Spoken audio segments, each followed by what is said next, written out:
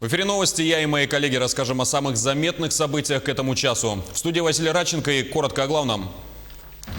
Суд признал экс-гендиректора Якутского аэропорта виновным в получении взятки в особо крупном размере.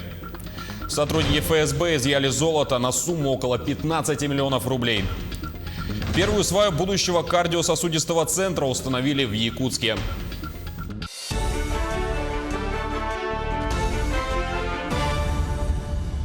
Экс-гендиректор Якутского аэропорта получил 9 лет колонии. Якутский городской суд признал виновным Николая Месникова в получении взятки в особо крупном размере и назначил 9 лет лишения свободы в колонии строгого режима.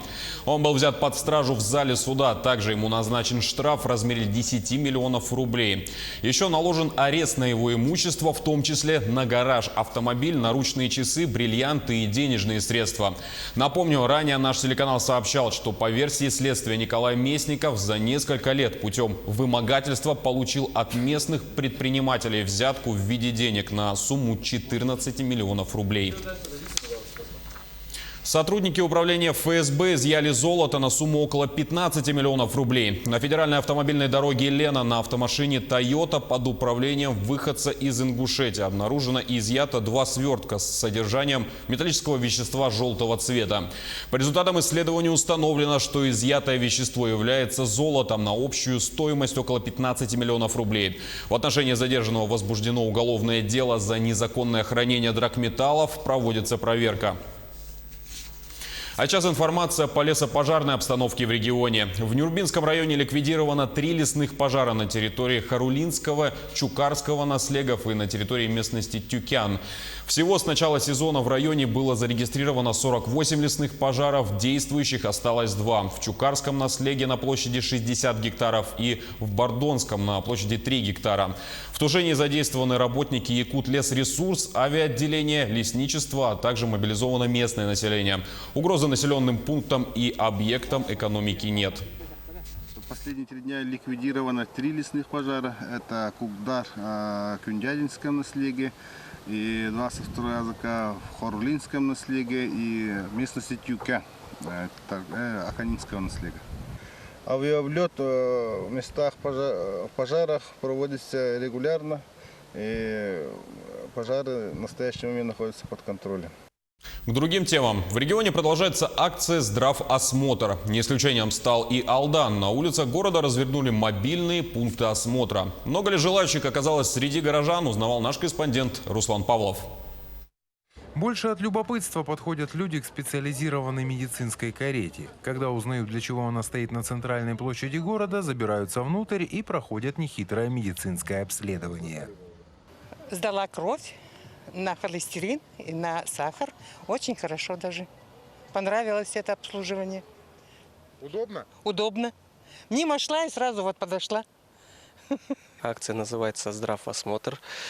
Целью акции является раннее выявление тех или иных заболеваний. Будет мобильная бригада, которая будет курсировать по городу. Мы выбрали наибольшие точки наибольшего скопления людей. Кроме показателей холестерина и сахара в крови, фельдшер, основываясь на персональных параметрах, при помощи мобильного приложения выявляет риск сердечно-сосудистых заболеваний. Если показатели превышают норму, здесь же фельдшер выписывает направление к специалисту. Выписываем направление на анализы. Если это сердечно-сосудистые риски, мы направляем ЭКГ. Если что-то там у вас прям надо попасть сегодня к врачу, то мы вас через 3-й кабинет проведем. Это доврачебный кабинет неотложной помощи. Если таких особых нету по результатам анализов, то записывайтесь на прием к терапевту и идете в порядке очереди. Вся процедура обследования занимает не более 5 минут, еще столько же, чтобы выписать направление на анализы или к врачу. Обследуемый получает на руки результаты, но главное – рекомендации специалиста. Вот так за 3 минуты я узнал свой холестерин, сахар в крови, рост, вес и риск сердечно-сосудистых заболеваний.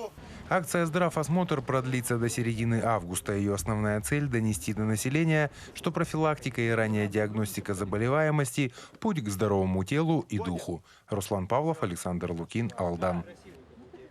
А сейчас перенесемся в другой город Южной Якутии, Нерюнгри, и узнаем, как акция «Здравосмотр» проходит там. На связи Александра Цыбикова. Александра, здравствуй. Какие исследования проводят нерюнгринские медики? И много ли человек уже воспользовались их услугами?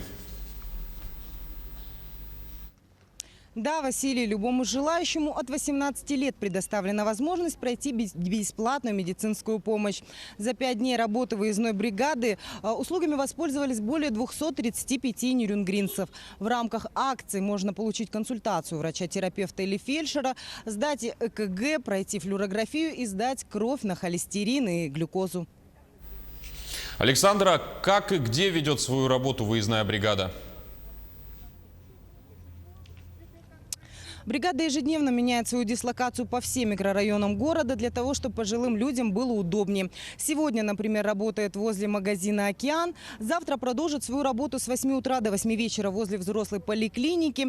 В четверг будет работать возле торгового центра «Айгуль», 10 числа возле центрального рынка. А в воскресенье продолжит свою работу в городском парке имени Черяева. Василий. Да, Александра, спасибо за информацию. На прямой связи с столицей Южной Якутии передавала наш корреспондент Александра Цыбикова. А мы продолжаем. Первую сваю будущего кардиососудистого центра установили в Якутске. Уже в 2021 году на территории Национального медцентра откроет свои двери новый кардиологический центр. Проект объекта утвердили в прошлом году. Общая его стоимость составила почти 4,6 миллиарда рублей. На сегодняшний день договор заключен на 950 миллионов. В этом году планируют завершить нулевой цикл работ, то есть установить сваи и цоколь. А в следующем году установят уже саму коробку здания. Как отметили на торжественной церемонии забития сваи, центр крайне важен для республики. Ведь именно сердечно-сосудистые заболевания лидируют как причина смертности среди населения. Новый кардиососудистый центр, рассчитанный на 150 коек, откроет новые возможности в высокотехнологичной медицине, лечении и профилактике этих заболеваний. Беспрецедентно большая сумма выделена. Стоимость объекта почти 4 миллиарда 600 миллионов рублей. Площадь немножко чуть меньше 16 тысяч квадратных метров. 8-этажное здание кардиологического диспансера, оно будет абсолютно технологичным, современным. В его проектировании участвовали в том числе и иностранные архитекторы. Уверен, что когда в конце 2021 года мы введем здание в строй, конечно же, это будет, наверное, самый оснащенный, самый современный высокотехнологичный кардиологический диспансер на всем Дальнем Востоке. Студентов Северо-Восточного федерального университета заселят в общежитие с 26 августа. Сейчас студенческий кампус практически готов к тому, чтобы принять постояльцев. За летний сезон проведены текущие ремонты во всех 15 корпусах университета. В общежитии номер 67 заменили кровлю, а в 20-м корпусе вместо старых душевых поддонов установили новые. Также покрашены коридоры, холлы. В комнатах заменили петли окон, подходят к концу и ремонты санузлов. В новом учебном году для жильцов кампуса выделено 6 тысяч койко-мест. Из них около 1500 предоставят первокурсникам. Сумма оплаты за койко-место составляет всего 903 рубля в месяц. И льготы по оплате действуют для сирот и инвалидов первой и второй групп. В этом году предусмотрено для студентов 6033 койко-мест. В прошлом году было 5716. С чем обусловлено увеличение количества мест? Это с тем, что в конце прошлого года было введено в эксплуатацию новое общежитие по глубиностроению 5, межвузовское общежитие, где 250 студентов педагогического института переселились туда. Объекты практически готовы, в плановом режиме ремонтные работы ведутся. Самые основные из них хотим отметить: это ремонт кровли общежития номер 68, замена душевых поддонов 20-го корпуса, косметический ремонт общежитий. А в Нерюнгри между тем ведут реконструкцию культурно-этнографического центра «Балаган». Для этого сооружения разобрали практически до основания, что вызвало беспокойство и вопросы у некоторых нерюнгринцев. Наш корреспондент из Южной Якутии Екатерина Павлова узнавала, с чем это связано и как продвигаются работы в настоящее время.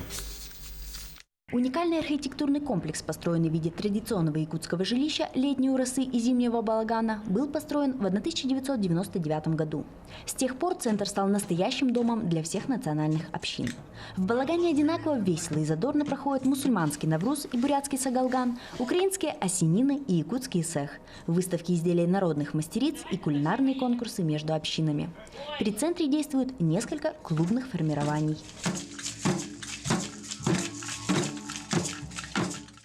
За 20 лет существования центра регулярно проводился его текущий ремонт. Была произведена замена дверей, электромонтажные работы, установка новых окон. Сегодня текущим ремонтом обойтись не удалось. Все мы знаем, что дерево – это у нас не вечный материал, натуральный материал. Мы решили полностью реконструировать, что малую урасу, что большую урасу. Вот в этом году нам финансирование дали на капитальный ремонт малой урасы. Финансирование на ремонт было выделено учредителями центра районной администрации. В конце осени балаган вновь распахнет свои двери в том же виде, того же размера, но с новыми материалами. Производятся демонтажные работы. Работа идет по закупке материалов новых.